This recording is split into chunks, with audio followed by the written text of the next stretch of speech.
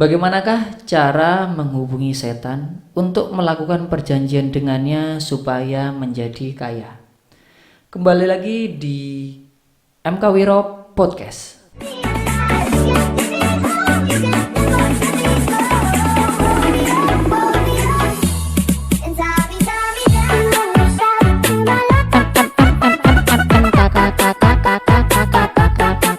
MK Wiro. Bagi teman-teman yang misalnya penasaran gimana sih caranya untuk menghubungi setan atau menghubungi jin untuk melakukan perjanjian-perjanjian seperti ya untuk mencari kekayaan, mencari guna-guna dan lain-lain. Berikut akan kita ulas dalam podcast singkat ini. Aku bagi dalam 2 level. Yang pertama adalah level tertinggi. Level tertinggi, teman-teman bisa membaca kitab klasik kontroversial berbahasa Arab dari abad 12 berjudul Syamsul Ma'ariful Kubro.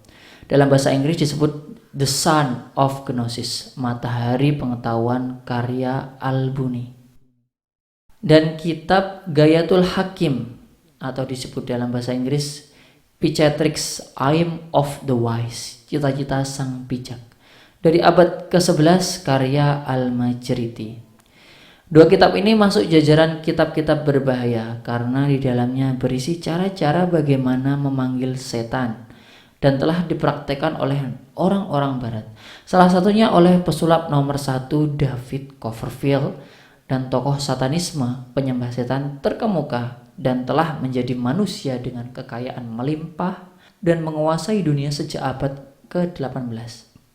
Siapa lagi kalau bukan Nathan Rothschild dan dinastinya. Bagi kalian yang suka teori-teori konspirasi dan satanisme pasti sering mendengar keluarga Rothschild kan. Nah, untuk bisa mempelajari 2 buku level tinggi harus bisa berbahasa Arab, minimal berbahasa Inggris lah untuk membaca terjemahan versi Inggrisnya. Ribet kan? Manggil setan harus bisa bahasa asing. Ya, wajar lah. Karena di sini kita akan memanggil yang namanya setan kelas atas atau yang disebut dengan Lucifer, setan dengan pangkat tertinggi dan bukan kaleng-kaleng. Nah, yang kedua adalah level lokal. Kalau misalnya teman-teman gak suka belajar bahasa asing dan gak mau ribet-ribet belajar bahasa Arab, bahasa Inggris dan membaca kitab-kitab tersebut yang disebutkan sebelumnya, teman-teman bisa memakai jasa lokal. Salah satunya kita ambil contoh adalah lokasinya di Gunung Kawi atau kita sebut dengan yang namanya pesugihan Gunung Kawi. Yang menjadi problem adalah efek kekayaannya yang akan muncul 1 tahun kemudian. Nah, ribet juga kan? Kita butuh duitnya sekarang, duitnya baru datang 1 tahun kemudian. Ini jasa bikin kaya apa deposito berjangka? Tapi ya maklumlah, namanya juga setan level lokal. Tidak bisa mendadak ngasih kekayaan, perlu melewati prosedur administrasi dan birokrasi sesuai dengan lokalnya. Ya kalau di Indonesia birokrasi dan administrasi susah ya, maka untuk setan-setan juga birokrasinya juga akan susah. Parahnya lagi, syarat yang diminta setan level lokal ini kalau kita cermati biasanya aneh-aneh dan pasti bakalan susah untuk didapatkan. Semisalnya harus siap sesajen, telur ayam hitam, jintan, lidah ayam cemani, kembang 7 rupa, dan sederet benda yang tidak akan pernah bisa teman-teman temukan di marketplace online di Indonesia. Belum lagi ditambah ritual yang menyusahkan yang konon harus dilakukan setiap malam seperti pati kenim, puasa mutih, tidak makan, tidak minum, tidak kencing, tidak buang air besar, dan tidak tidur. Itu semua dilakukan di tempat gelap dan tanpa ventilasi.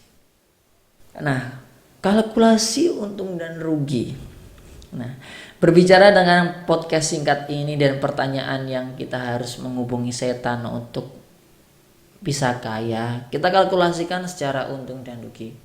Dari penjabaran sebelumnya, kita harus membayar dengan tumbal nyawa yang biasanya harus anggota keluarga dan orang-orang yang kita sayangi. Apalagi dengan resiko resiko keturunan bisa idiot, cacat. Belum lagi sampai di sana, nikmat kekayaan mungkin hanya akan diterima atau dinikmati selama 20 tahun. Ini yang lokal loh ya. Dan proses mati sakaratul maut juga bakalan susah. Plus jiwa kalian kita kalau misalnya melakukan perjanjian ini terikat kontrak mengabdi di alam setan hingga akhir kiamat dan abadi di neraka kelak. Tentu saja secara untung dan rugi kita akan merasa rugi sekali. Maka buat apa menghubungi setan jika hanya untuk mencari kekayaan? Sekian podcast kali ini. Terima kasih. Nantikan podcast selanjutnya hanya di MK Wiro Podcast.